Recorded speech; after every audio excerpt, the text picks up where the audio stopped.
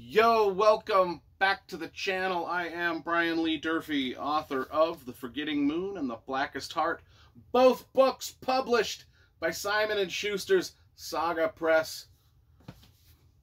I'm here to review, well, this is a little bit of a different type of review from me. I actually don't even know why I do know why I picked this book up.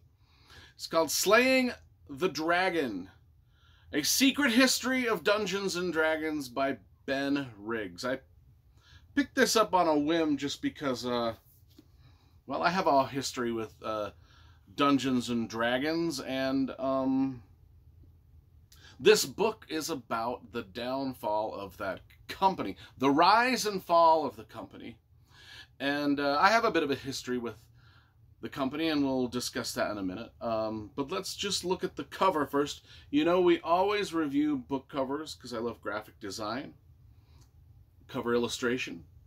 We're going to be talking a lot about illustrators and artists in this book review, so let's talk about this cover. Interesting choice. It's decent. I like it. I mean, it's bold. It's got a dragon.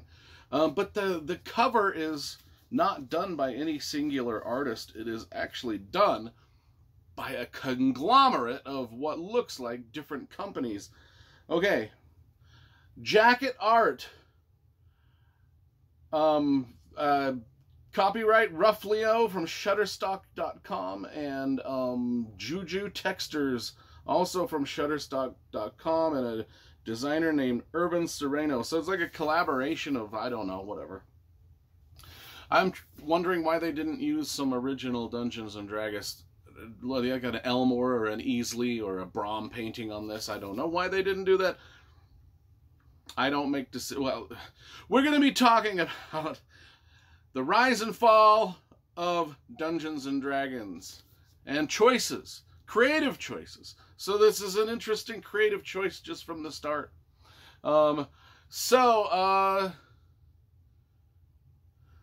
Let's talk about this. When I was in college, I did illustrations, freelance illustrations for TSR, Dungeons & Dragons, in the mid-90s. In fact, I painted, this is one of my major contributions was this dragon cover. It's Dragon Magazine number 239. You can look this up. I did this painting back in the mid-90s.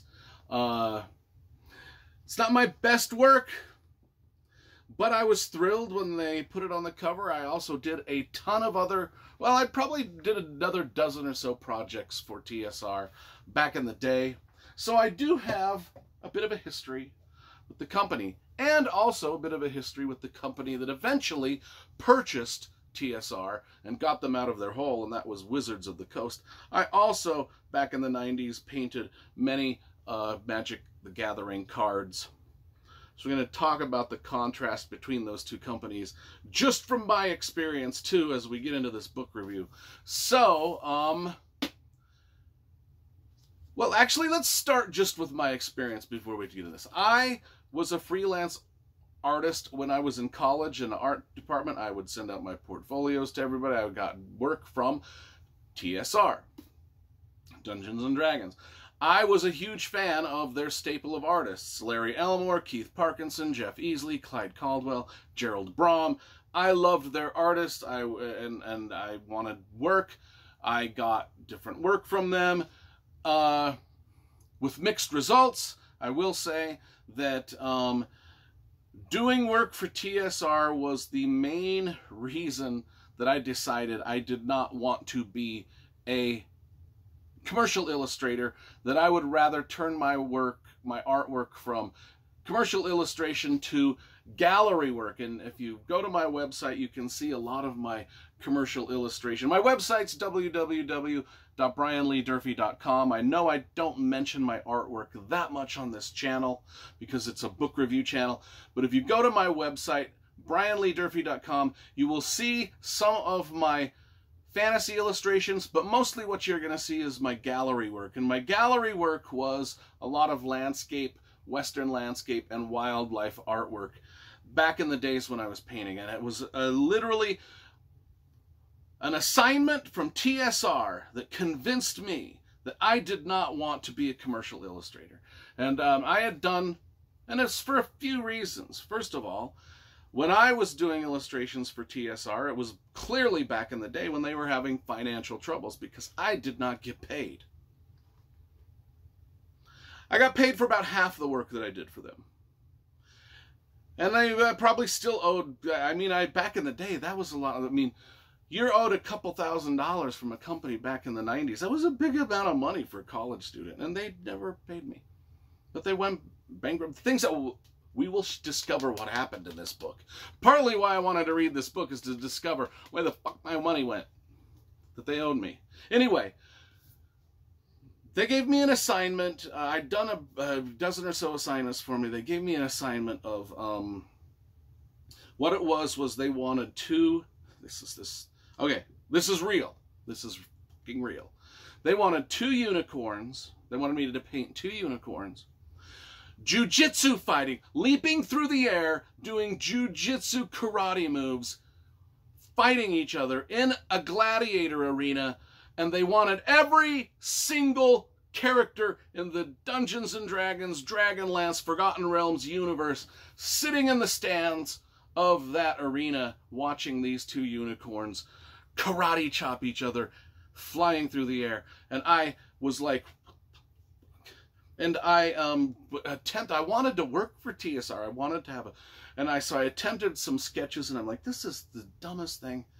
And so I just called back and I said, I'm too booked up with I can't really fit this project into my schedule. And they were kind of rude back to me. Like, well, who do you think you are? You know, we gave you this assignment. And they were only going to pay me like $500 to paint this. And this was the moment that I decided I was never going to paint someone else's horse shit idea ever again. Basically because of the way they were treating me and the way that they hadn't paid me in a long time. I'm like, these guys haven't even fucking paid me in a year for the last shit that I did for them. Why do I want to paint this unicorn battle and a gladiator? Jeez. Thing was, about a couple years later, I did see a Dungeons & Dragons module in the Walden books. Someone had attempted that painting. You can probably find it online somewhere. It's out there. God bless them, they did the best they could with it. But I don't think even Michelangelo or Leonardo da Vinci could have made that idea look even halfway decent. Anyway, that was my experience. And then I never worked for them again.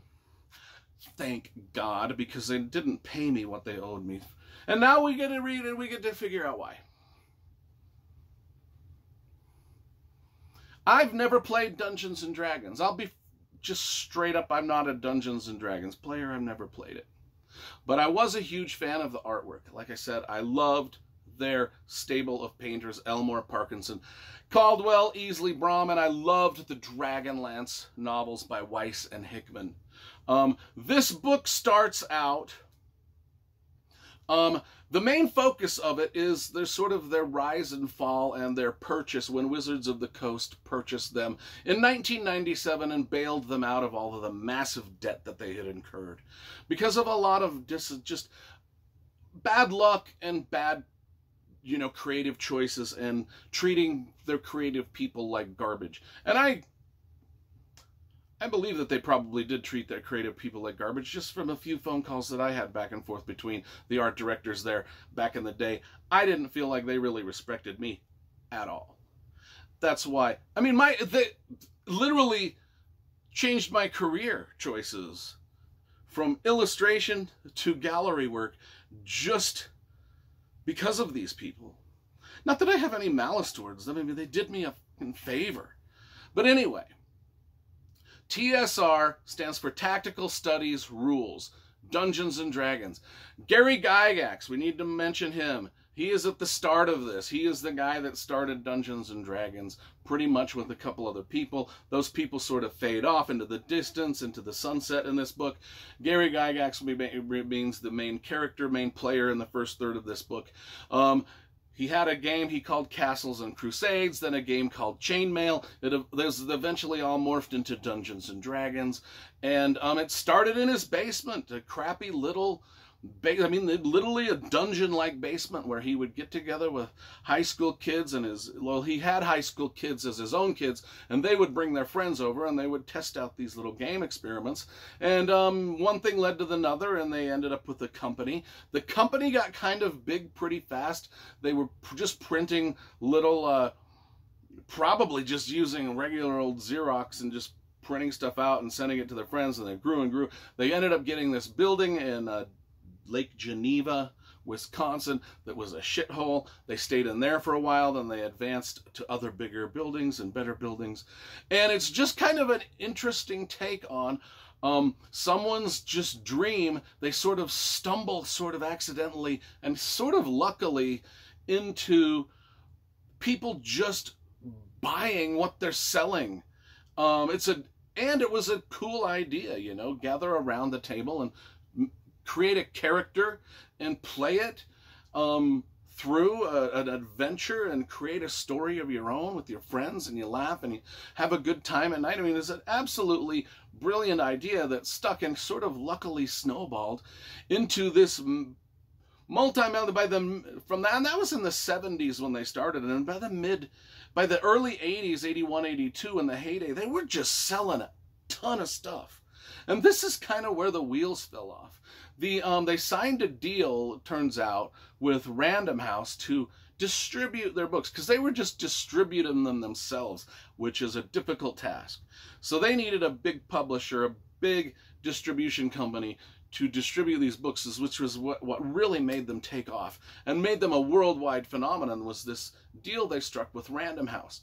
However, it was that very deal that, 15 or 16 years later, that would come and bite them in the ass and cause them to go bankrupt, because it was just a bizarre deal. And you have to read the intricacies of the deal, because they're in here, to understand why this backfired over time. But initially, in the early 80s, it got Dungeons and Dragons into all the bookstores. It just got them everywhere. People were buying them to the tune of, they were making close to $100 million a year in the early 80s, in the heyday of the whole thing. And another thing that made them popular was the Christian right and their reaction to the game. The Satanism that people just believed was inside of the Dungeons and Dragons manuals, and the demons and the dragons and the devils and the adventures and the imagination, and it's all bad, it's all Harry Potter like wizardry, and we just got to get rid of it. Like heavy metal music, just throw it in the trash and burn it. And all the kids were like, they're not going to tell me not to listen to heavy metal music. In fact, I'm going to buy more. They're not going to tell me I can't play Dungeons and Dragons. In fact, I'm going to buy more. And so that helped them grow. And then things even escalated more when they started the Dragonlance novels, because then Tracy Hickman and Margaret Weiss proposed this idea, which took off, which was the Dragonlance stuff. And the Dragonlance novels were phenomenally successful and made them even more money. And then R.A. Salvatore came on with the Drizzt Orden and the Forgotten Realm stuff, and they were just, the novels were taking off. And the thing that killed them was the management's treatment of the talent. And the talent walked away. Margaret Weiss, Tracy, they said, well, you're not paying us enough. We are the superstars. We are the superstars of your company. People recognize our names as much as they recognize the Dungeons and Dragons brand. And but the upper management didn't, they thought those people were replaceable. So they didn't pay them enough. And other publishers came in and outbid them, and then R.A. Salvatore, Trees. All of the talent, eventually all of their artists, Elmore and Brom and Parkinson and all, they eventually bolted too. And this is where sort of we get the understanding of why companies that sort of cultivate raw talent, make them superstars, need to really kind of hold on to that. They need to pay those guys. Instead of being like, well, they're replaceable. Well, no, they're not. And this is part of the downfall. Plus the massively bad publishing contract they signed with Random House. So in the 90s, things started to tail off for these guys. Dungeons and Dragons, they invested in too many things. They started doing so many weird projects, like they would buy other companies, and it made no sense. Like they would buy like a needlepoint company, and then they would invest in trying to, oddly enough, and this is in the book, they invested a lot of money into getting a sunken ship to be brought to the surface of Lake Geneva and to see what's inside of it. Sort of, and just all this money they tossed at just weird projects. And it just all folded. And by the time the late 90s came, at about the time that they started owing me money and everybody else money, nobody was getting paid. They owed a lot of money. And then Wizards of the Coast, the Magic the Gathering people, bought them out. I mean, Magic the Gathering in the late 90s was just surging. I mean, I did illustrations for Magic the Gathering. You can Google my name and Magic cards, and you can see the cards that I painted for them. I mean, I was doing work for TSR, Dungeons and Dragons, and Wizards of the Coast, freelancing at the same time. And I'm telling you, the way I was treated with Wizards of the Coast, with that art director, was gold. The way I was treated with these guys, the TSR people, I felt like they didn't give a fuck. And, thus one company was the winner, and they bought out TSR. They assumed all the debts. If I recall correctly, I think Wizards of the Coast may have paid some of what TSR owed me, but I don't know if it was all. But anyway, that was 25 years ago, whatever. This book was fascinating, just personally to me, just to see how the thing worked. I don't know if anybody involved in this I don't know if you can really say that the people that were involved in the downfall of the company were really bad people or evil people, or even people that made bad mistakes. I just think some companies go through this. It's just, you have a big rise, and then for whatever reason it just tumbles down. And that's kind of what happened. I sense in the interviews that a lot of the players that I've mentioned were interviewed for this book, and I can sense some bitterness in some of their words, and like other people like Brom were just like, it is what it is. You know, it's like, I worked for them and then I didn't, and it is what it is. So I don't think there's any real evil, nefarious things going on, and I don't think anybody should be hugely taken to task, although I think the book does paint some people as a little bit more idiotic than others. But I read the book just because I wanted to know what happened to my money when I was a college kid that they never paid me. Where did it go? Why? Why did I never see that? Why did they treat me kind of like I was why did they treat me the way they treated me? And, unicorns, gladiator arena, flying through the air, karate chopping each other, unicorns. Horse shit ideas. Sometimes that is kind of why companies unravel. Really. I give this book you'll be interested. I'm not even going to give it a 1 through 10 rating. If you want to know why Dungeons and Dragons, if you want to know their history and why they rose so quickly and why they fell so quickly, go ahead. I did it for personal reasons. You might do it just because you like whatever.